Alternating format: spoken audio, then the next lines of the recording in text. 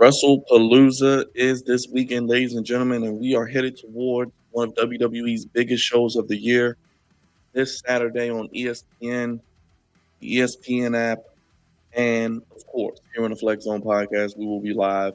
Make sure you yeet that subscribe button. Go ahead and jagged edge that thumbs up. Make sure you go ahead and Braun Breaker spear that bell. Comment down below. Let me know your thoughts as the Usos are back together at least for Wrestlepalooza, take on the Braun Breaker, and Bronson Reed of the Vision. The Flex Zone podcast. Make sure you tap in with us this weekend as we will be breaking down each match and live for Wrestlepalooza. The Usos and Braun Breaker versus Bronson Reed. So the Usos, Jimmy and Jey, against Braun Breaker and Bronson Reed of the Vision, the two Brawns. Now, the last time the Usos did team up was this year, March 24th, 2025. That was an international show, I believe, where the Usos teamed up against A-Town Down Under. Man, where is Austin Theory? Who knows? Grayson Waller now with the New Day, Grayson Jobber, whatever you want to call him. Let's get this straight. Let's get this out in the forefront. The Raw Tag Team division needs help in the worst way. And the Usos, one of the greatest tag teams of all time, one of the greatest tag teams of this generation, can definitely help invigorate life into that division. Now, the Judgment Day are the Raw Tag Team champions. Are there really any teams to feud with? No. Is there any major storyline going on with the championship right now? No. Is there anything worth talking about in the tag division, really, on either show? No. Tag team wrestling as a whole has been lackluster for the past year or so in wrestling in any company. And we got a little bit of bright spots with obviously the SmackDown division and the TLC match at SummerSlam, which it culminated in two. But after that, it's not really much left. But now there is an overarching possibility of how this match could go. Now, this is the Usos' first time reuniting in a couple of months. Obviously, they would win, send the crowd home happy. But there has been a story teased between Jey Uso being a little more edgier, being a little more like Roman Reigns, and him conflicting with L.A. Knight. And you see potentially there, sorry, there we go. There's L.A. Knight. You see it there. Jey spears L.A. Knight.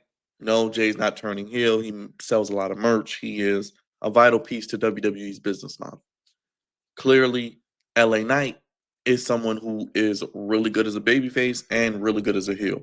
I may even like him as a heel a little bit more because of his mic skills and his ability to kind of just be a prick, get on people, play to the crowd. I think the crowd still will love him, and I think that's what we're going to get here. Now, if LA Knight turns heel, I've heard, does he join the Vision? That could work, but we got to make sense of it. I mean, Bronson Reed joined and he tsunami Seth Rollins multiple times. So they could make sense of it. Does he turn heel and join the Vision? Now, the classic WWE formula, the baby faces win, then afterwards the heels get the heat.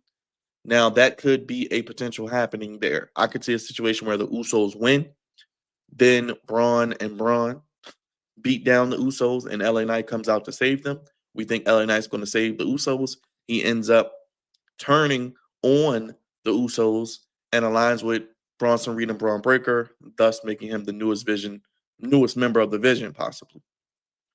Now, there could be a situation where he comes out in the middle of the match and he causes the interference and he causes Jey and Jimmy to match. And we get a situation where Bronson Reed and Braun Breaker win because of LA Knight's interference, thus solidifying the heel turn. And LA Knight could be a rogue heel where he's not aligned with anybody. He goes on his own because we know LA Knight has deserved better. He's deserved the Money in the Bank. He's deserved a world title run by now, and he hasn't gotten it. And the babyface run has kind of reached its peak. He's clearly not going to be a world champion right now in the landscape of WWE. And honestly, we're looking at what, 2026 at the earliest for a guy like LA Knight?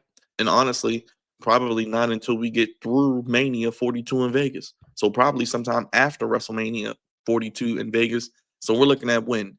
Heading into maybe SummerSlam next year, maybe at the earliest, for him to be a potential world heavyweight champion or WWE champion. He's on Raw, so world heavyweight champion, because I think Seth is going to give it back to CM Punk. Now, could we get CM Punk and LA Knight potentially, and LA Knight maybe beat CM Punk down the road?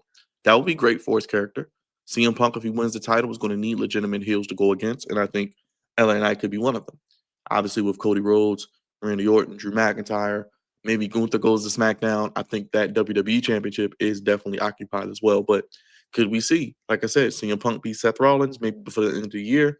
If they draw it out to Mania, Punk wins it. Punk could maybe walk into SummerSlam. Punk could drop it to LA Knight because we know there was tension between those two. I actually thought we would get a CM Punk LA Knight one off or a feud heading into Wrestlepalooza, maybe Wrestlepalooza and the Crown Jewel. They could do multiple matches. I don't know. But it looks like LA Knight's going to turn heel, maybe in line with the vision. We know we could be getting War Games heading into Survivor Series. Time to build. LA Knight's going to need people. We got the Usos. We got CM Punk. We got maybe Roman Reigns. So there, right there, you would have four. Seth Rollins, Braun Breaker, Bronson Reed, LA Knight, Roman Reigns, Jimmy Uso, Jey Uso, and CM Punk. Now, do they want to do 5-on-5? They could, but they have done 4-on-4 War Games as well. So those are things to think about as we head into Perth, as we head into Survivor Series. Because I pitched maybe having Seth get heel heat and curb stomp AJ Lee right off TV with a husband for a little while. But I think we could get the Usos winning. Then after the match, maybe LA Knight comes out to assist. You think the Usos, but eventually he turns on them and aligns with Braun and Bronson. That could be an opportunity right there as well.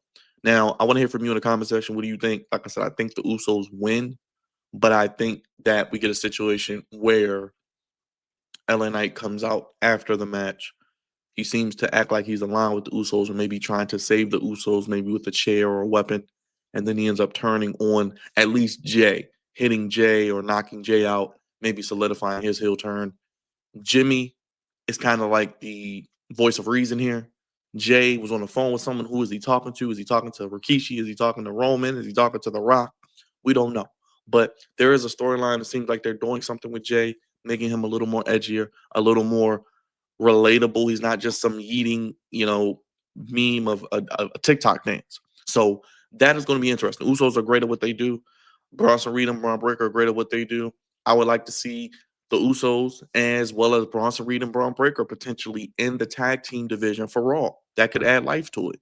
You have the Judgment Day. You have the New Day. Don't know what they're doing with them. That's a whole nother story. You have the Viking Raiders. Don't know what they're doing with them. That's a whole nother story. You have the LWO.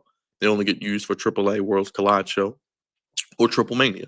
So there you go. Pete Dunne and Tyler Bate are now Grande Americanos, Grande Pequeño, Grande Mediano, and Grande Americano.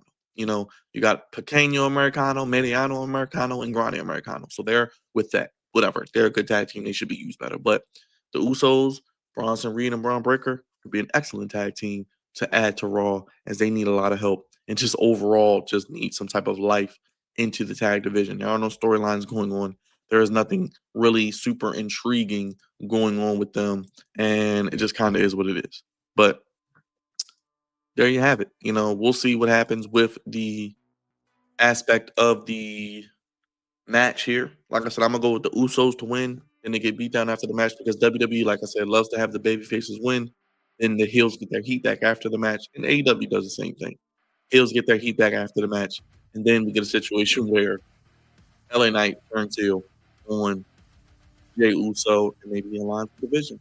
What do you think? Sound off down below. Let me know your thoughts. Excited to see Usos back. Wrestlepalooza, they're going balls to the wall. Only 5 matches as of now. We're breaking each one down. Let me know your thoughts. Hit the subscribe button, hit the like button, hit the bell. Like I said, leave a comment if you made it this far. Let me know your thoughts on the Usos reuniting. Braun Breaker and Bronson Reed. Where are we heading into Perth and War Games? Where are we heading into potentially 2025, the end of it, and 2026? Because I think Braun Breaker is also a future world champion also. So those are things we got to look forward to also as well. Usos going for those tag titles on Raw again. Give it to me. That's what we want to do. I'm cool with it. They definitely get short use it for Monday night. Yours truly, our favorite host, Wrestlepalooza, this Saturday, 7 p.m. Eastern, 10 Central, 4 p.m. Pacific. We'll be live. If you guys are watching, as always, the Flex Zone. Usos back in action, taking on the Brons. Can we see an LA Knight heel turn? I think so. Stay tuned down below for more content. Hit the subscribe button, hit the like button, hit the bell. Thanks for watching. We'll see you for Wrestlepalooza on Saturday night.